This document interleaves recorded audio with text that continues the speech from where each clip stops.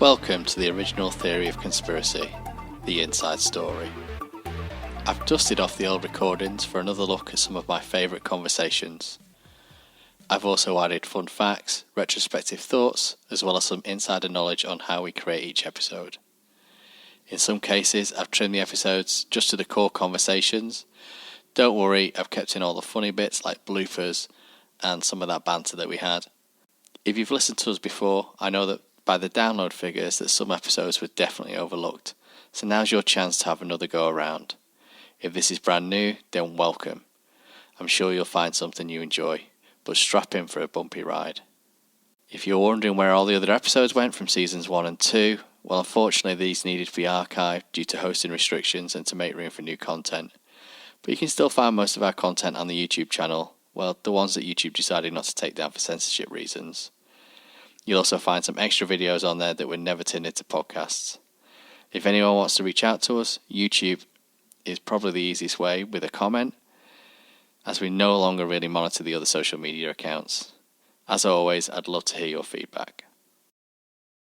So where do we start? It has to be at the beginning. This was our first attempt at a podcast, and this was the very first episode.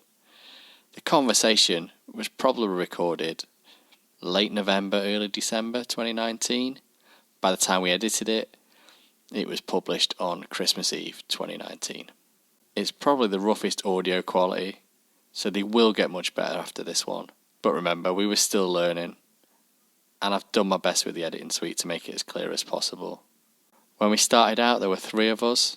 I originally met Carlos through a mutual friend called Nick, and Carlos had been wanting to start a podcast for a few years. One day we all got together in my front room and we recorded this episode. I remember we were all sat there, each recording the separate audio tracks on our mobile phones, just wearing normal wired headphones. You can hear the crackle and pops as Nick and Carlos shuffle their wires. The COVID lockdown in 2020 turned out to be a blessing for the audio quality.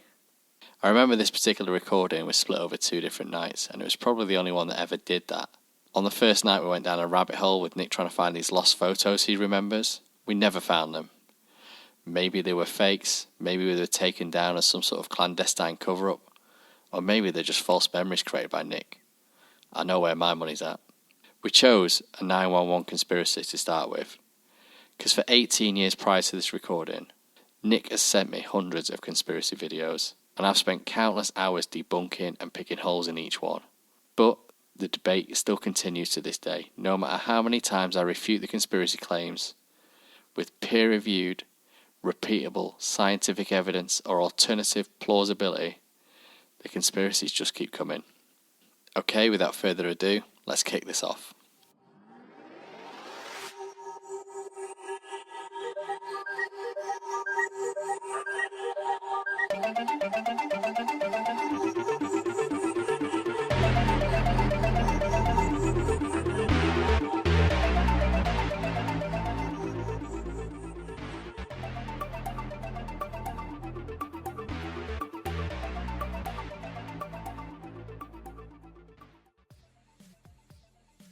Welcome to the Theory of Conspiracy. Don't adjust your headsets. You are listening to 3 northern lads from the UK discussing mainstream and non-mainstream conspiracy, talking about our own beliefs and challenging each other's. Hi, I'm Nick, and I'm the truther. Hi, I'm Andy the Skeptic. Hello, I'm Carlos. I believe. Welcome to episode 1. For our first episode, we're going to cover the Pentagon missile theory. So it's quite well documented that at 9:37am on 9/11/2001, 51 minutes after the first plane hit the World Trade Center, the Pentagon was also attacked.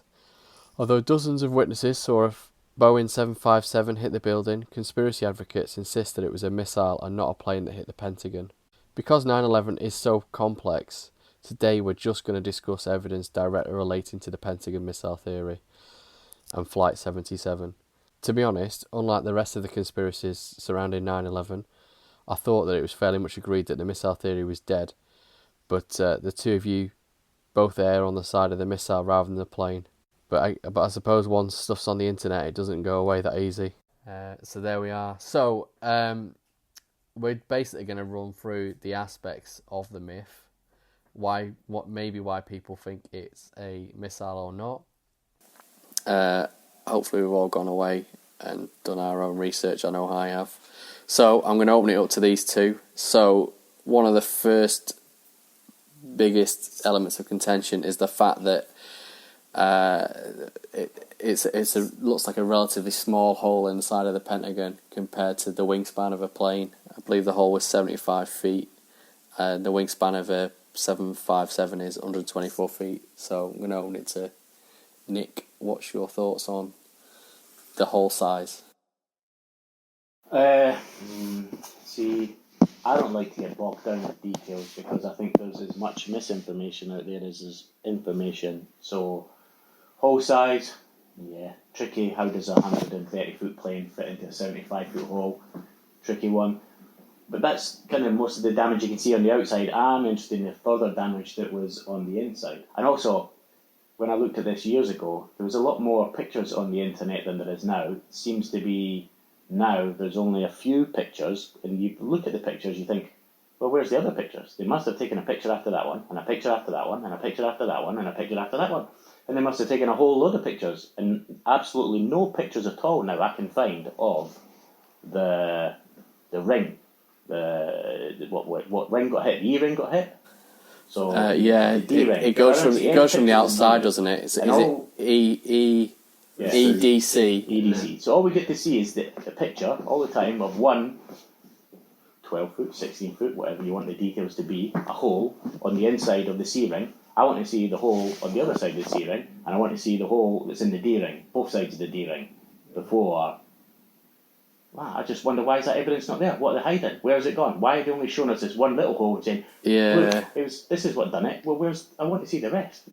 I've seen other pictures years ago. Yeah. That D-ring has got a big 30-foot hole on either side of it, and it's round.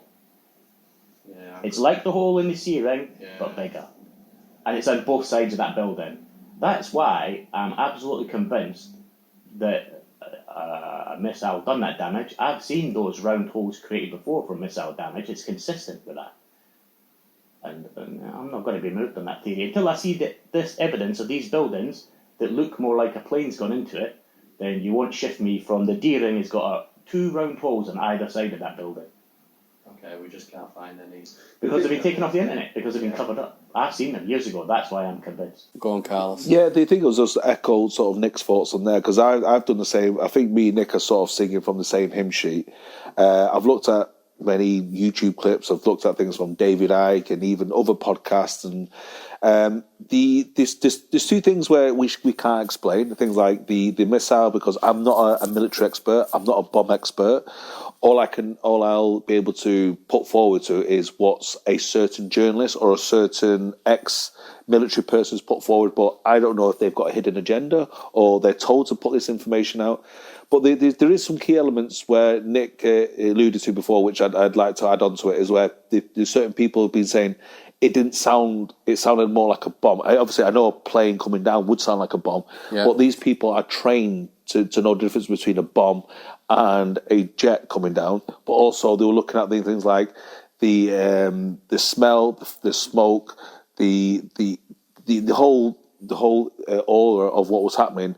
A lot of the people were saying it's like being in a war. You know, so it's like a bomb had gone off or like a missile had gone off. No once did they actually say, that's a jet or that's a plane that's come down. And but these people they're not like you and I. These people are trained. These are coming from the Pentagon themselves. These have probably had military action. I think the Pentagon is also full of just a lot of office workers. Yes, the lady that I'm talking about, the witness to hearing the explosion and not smelling any jet fuel, she's an office worker in the Pentagon. I've heard the exact same statement, and I think we've strayed straight into the witnesses, which we'll end up coming back to. But seeing as we're talking about it, I've heard the exact same statement, and I've also heard the fact that these witnesses you were talking about, where they were sat in the building, they were not in a position to see or hear the plane.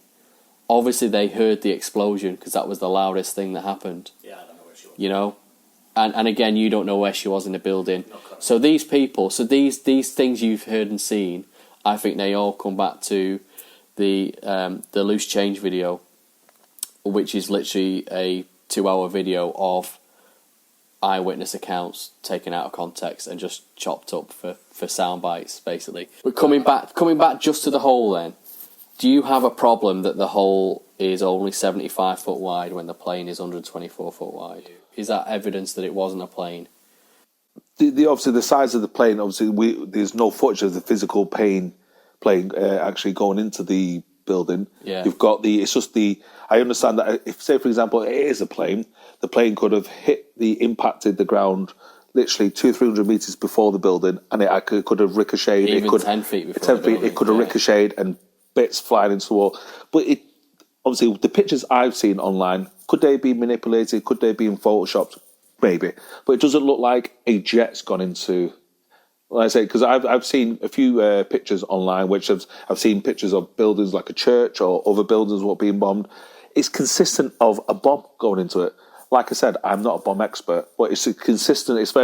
They all mirror image each other as like an impact from a bomb. There definitely was explosion, so you are going to see similar things to explosive damage, without a doubt, because setting off an airplane full of fuel is going to cause an explosion, isn't it? There's an ignition somewhere. Okay, so anyway, I thought you might have more of an issue with the small hole.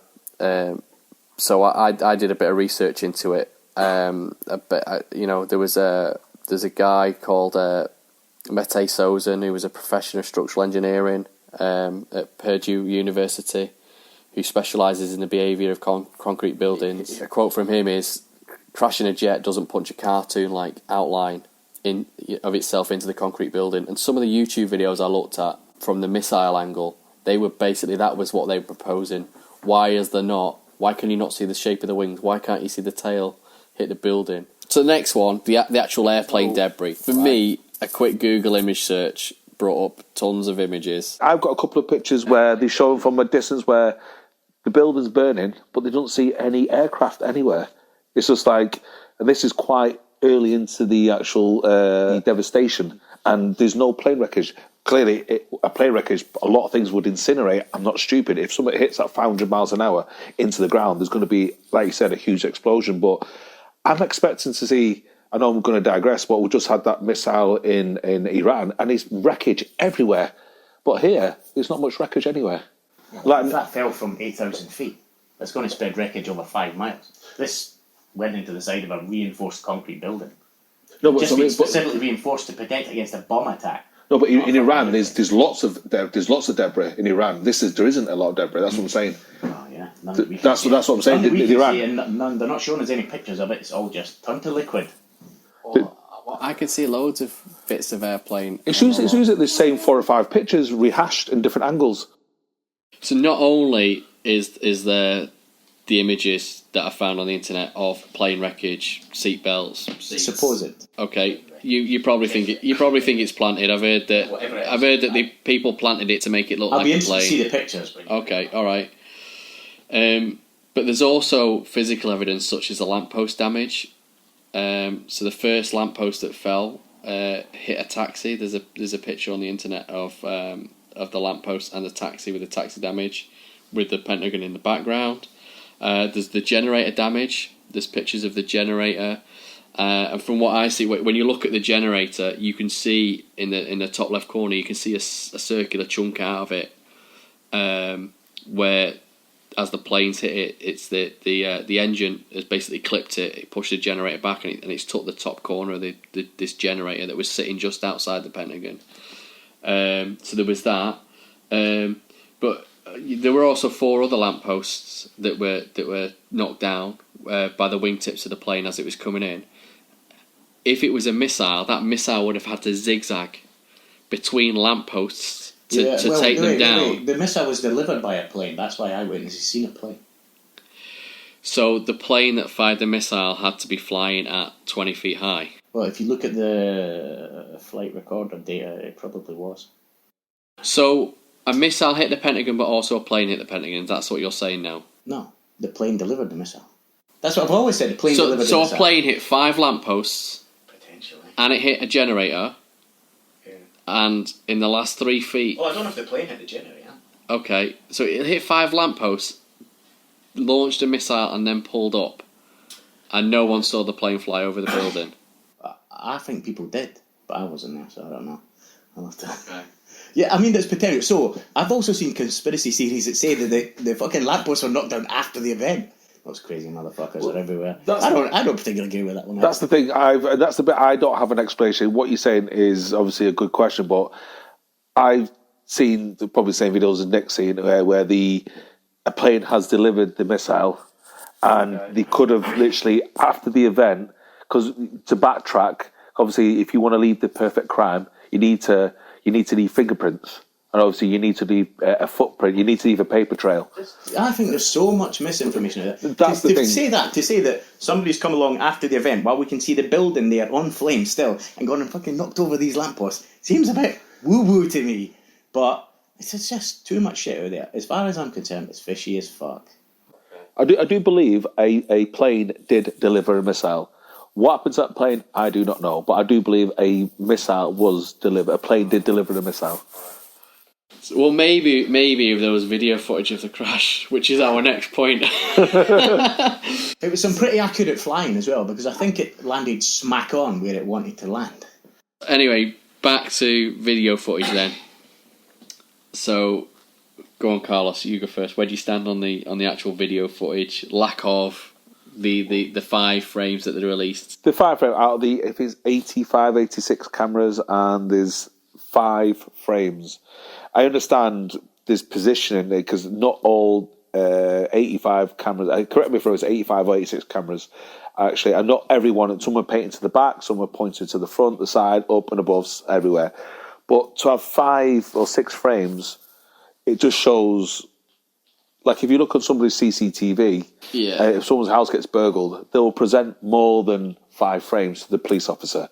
I just find that this building is the most protected building probably on the planet, and it can only show 5 frames.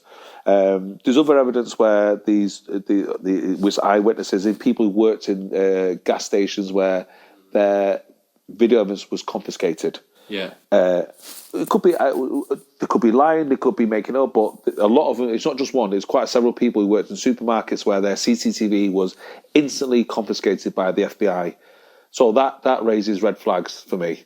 If it, like I think we talked about it previously before, where why not just the government, American government, just give all the video footage, probably could be like 2, 3, 4 terabytes worth of information. If you want to download it, download it. If not, don't bother. Yeah. And then it eradicates everything. Just to release 4 or 5 frames or 6 frames, it's still you sort of like you still tease us with questions. That's the bit I ask. So 86 cameras on the video evidence. I don't think they've submitted anything that proves a plane hit the building, to be fair. I would think if it was a plane that hit there, they would have more evidence than they have shown at the moment for a plane hitting. Yeah. Building. Inside the building, there's going to be seats and everything everywhere. There should be bits and pieces that have not turned to liquid that are on some of these videos or tapes that they have not released. Cool. So I had a little look for.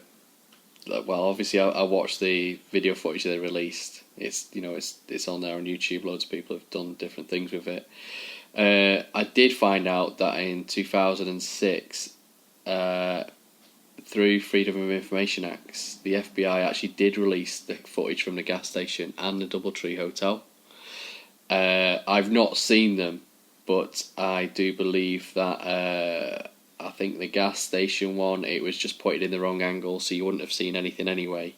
And the hotel one, it wasn't high detail enough. All you could see was apparently just a ball of fire and the burning in the back. It was that far away.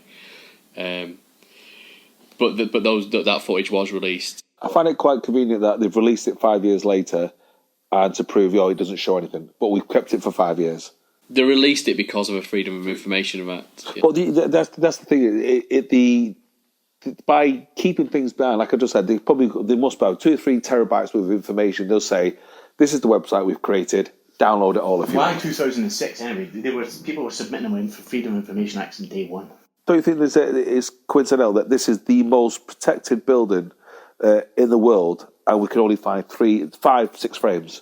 Do you not find that as a red flag? If I said to you, this is the most important house on this street, and this house got burgled, and we just got a picture of the front gate. You think, why haven't we got the back gate, the front gate, the top of the roof? There must be a red flag there. There must be a red flag. I'm not saying there might be 86 cameras in the vicinity, but they're all pointing at certain aspects. They're pointing at the carport. The garage ones will be pointing at the forecourt because they want to get license plates.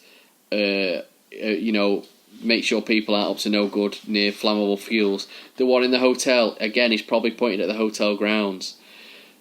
Then the cameras aren't all set up to scan the skies for planes heading towards the building. So if we can't rely on the video footage, no.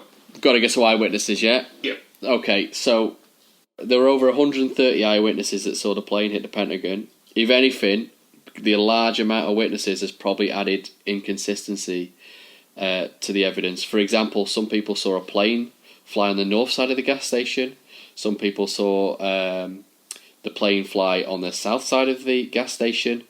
The official story from the Pentagon building report was that the plane passed on the south side of the gas station. But I think that inconsistency is understandable when you're interviewing people from the general public, because estimating distances of an object in the sky that's not passing between any physical landmarks is very difficult, because it's all on your perception of how big that a plane should appear at this distance away. However, one thing in all the statements have in common is they saw a plane and not a missile, and that includes Sergeant Brooks and Sergeant Lagasse, who insist the plane flew on the south side of the gas station, which according to the official flight plan that was published, it didn't fly on the south side. It was on the north side. Yet, even in his own statement, Sergeant Lagasse even manages to misremember the position of his own squad car on the day by 20 feet or something. Humans are highly unreliable witnesses. Exactly. I wouldn't put any credit on any human witness. I do agree with you. However, there's a big difference between I saw a missile and I saw a plane. You mentioned 136 passenger people, eyewitnesses. I remember come back to an article I come across. 39 people could see it, and only 26 identified it as an American airline. So that means over 100 didn't know what it was. No, they knew it was a plane. They just didn't know it was an American Airlines plane. It could have been a plane there. I'm not denying there was a plane there. Right. And you know what? The plane could have went into the building as well. Yeah, I've not got a problem with that. I just have a problem with the damage I've seen that's not consistent with a plane crash. And just the fact that it managed to hit this building, it just doesn't add up to me. It hit this building with pinpoint accuracy in a space it should never have been, and it was in that space for long enough for the Americans to shoot it out of the sky. They've got weapons all around this city. There's when you look into the black box flight recording, there's a video online that I watched in preparation for this podcast, and it's got the chatter from the air traffic control. He's talking to the pilot of Flight 77, and all of a sudden the pilot stops talking to him, and that's when they lose contact with the flight, because obviously it's been hijacked at that point. But you then hear the chatter between him and the military pilots trying to catch the plane, and they were just too far away. They just couldn't get there in time to do anything about it. Eyewitnesses, sometimes you can be brainwashed into telling, so you did see American Airline. So you actually seen it flying. So people say, yes, I did see that. I did see, yeah, that's what I saw. Yeah, I did see that. That's the bit where I do believe there was a craft, a plane, and I do believe that plane delivered the missile.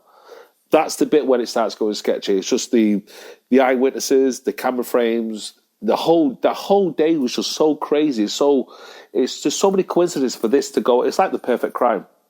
And 19 years later, we're still talking about it. So Nick, I've got a question for you. That plane, was that Flight 77? Was it a hijacked plane, Flight 77, with passengers on board with missile capabilities? We'll never know. It could have been Flight 77. It could have been an aircraft made up to look like Flight 77. I personally don't know any of anybody of the passengers who are on that plane, so I don't know if there was passengers on that plane. I'm happy. There's documented evidence that all the passengers that boarded that plane went missing, and that plane went missing. Lots of documents can be fake. Yeah, but they could have been taken out earlier. They may never have existed. Airlines have reported 2 missing planes and obviously missing passengers. But it doesn't mean that they could have been driven into the actual building. They could have been taken out earlier and another plane took over. But with I have no qualms missiles. in believing that if this was an inside job, that they would sacrifice another whatever many lives were on that plane if that's what they needed to do. Take control of that passenger plane and slam it into the building if that's what they had to do. They would So where does the missile come into it? the plane could be carrying a missile. A passenger plane carrying a missile. Could have been a missile. Could have had one in the hole. In the hole could have been a big fuck off missile that was just due to go off when they told it. So if a plane hit the building, then why is everyone saying it's a missile? I'm saying it's a missile because of the damage I've seen to the inner rings. And the debris. And the evidence, and just the the sheer eyewitness, and the position of the cameras. flying that it's not hit the ground before he's hit this fucking thing. It's just the whole thing reeks of well done, chaps. So the conspiracy has changed from was it a missile and not a plane to it was a plane but there was a missile on the plane. I think the conspiracy for me has always been the fact that it looks dodged that they've slammed that big plane into that smaller space, and it looks dodged that the damage I've seen to the D's and the C ring is not consistent with what they're saying. And now I can't even find the evidence of it anymore.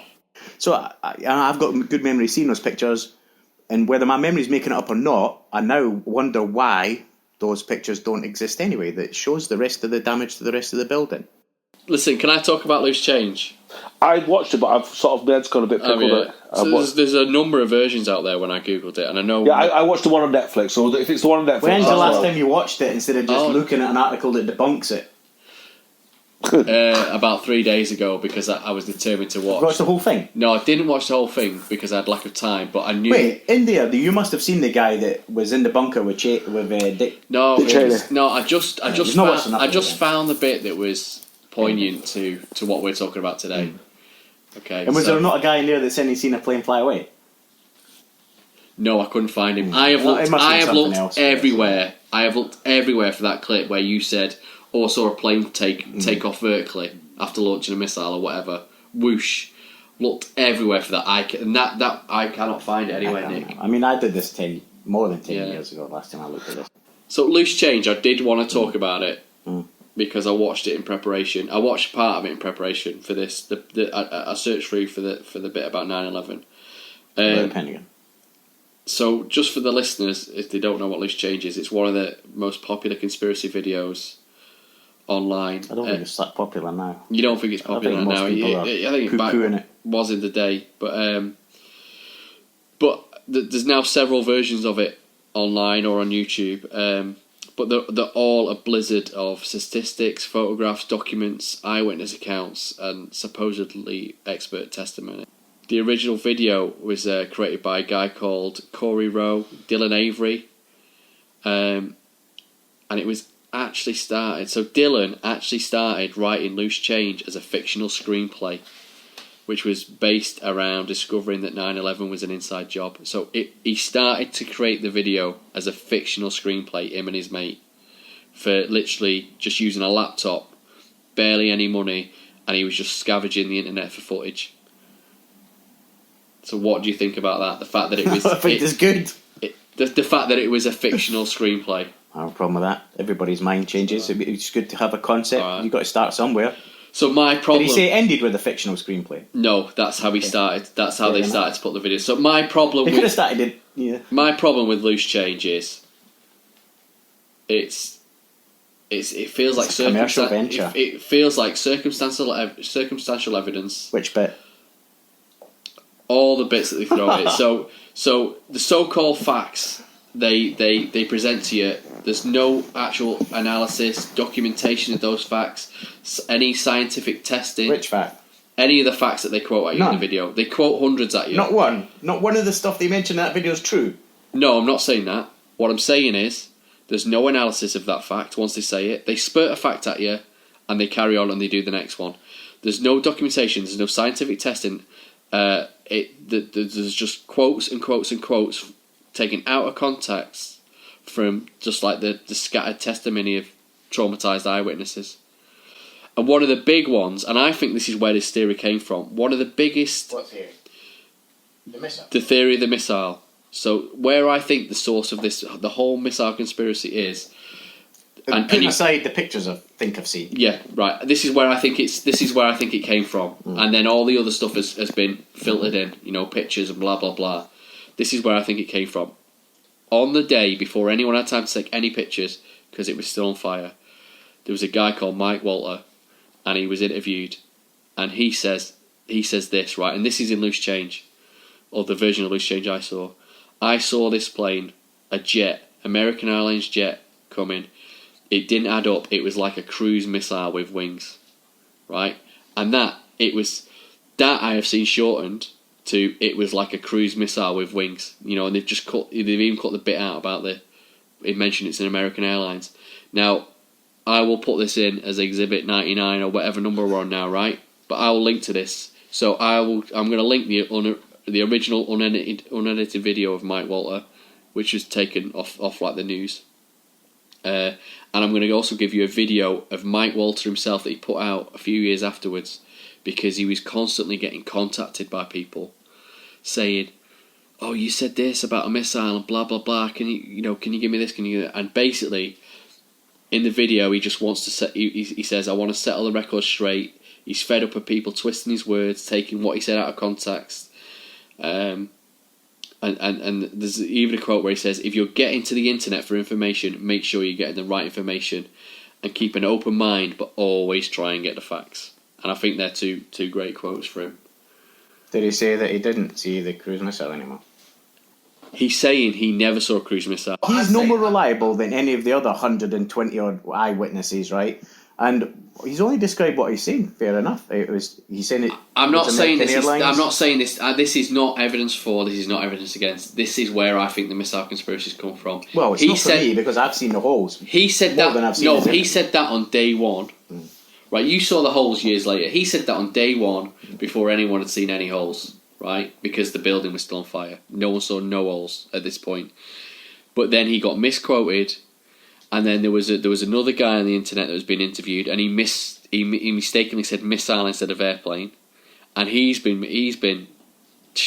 latched onto that, and they've taken these two things, and someone's run with it and gone, I'm going to make, intentionally or not, oh, these guys are saying it's a missile, maybe it's a missile.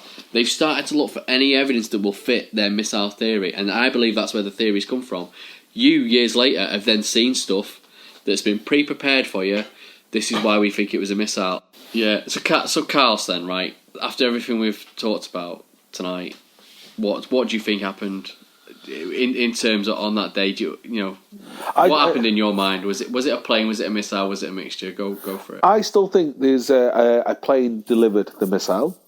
The day itself is a complete mystery. There's too many coincidences for this to be one big coincidence, or things like obviously we're not digressing, but things what happened at the Twin Towers, Building 7, Larry Silverstein taking in terrorist insurance out a couple of months before it went down. There's too many things that happened on that day for it to be just to be swept under the carpet. But to summarise what happened on that day, I do think a plane did deliver the missile. I do not believe a plane actually landed or hit the actual Pentagon building. Nick, so same question to you. What just the Pentagon itself? What do you think? What do you think? What's your best case? What happened? What happened on that day? What happened on that day was the Pentagon was attacked by a combination of plane and missile. Right. And for me, there's never been proper public inquiries about any of the events in America surrounding any of those incidents. So, for me, if they didn't have anything to hide, they would have had public inquiries by now. And all they've done is quash every request for one. All right. So for me, I think that Flight 77 was known to have gone missing. The wreckage of Flight 77 was found at the Pentagon. The damage was consistent to a plane strike, according to engineers. And I think that if conspirators went to the level of effort to create the illusion that a plane had crashed into the Pentagon, then why the need to use a missile at all? Why even if you're taking your view, Nick, if you have a missile on the plane that hits the Pentagon, why do you need that? You're already hitting it with a plane. Plenty of stuff could survive a plane strike. Okay. You know, plenty of bits and pieces, but you fire in there a high energy weapon, nothing survives. It breaks everything up to molecules.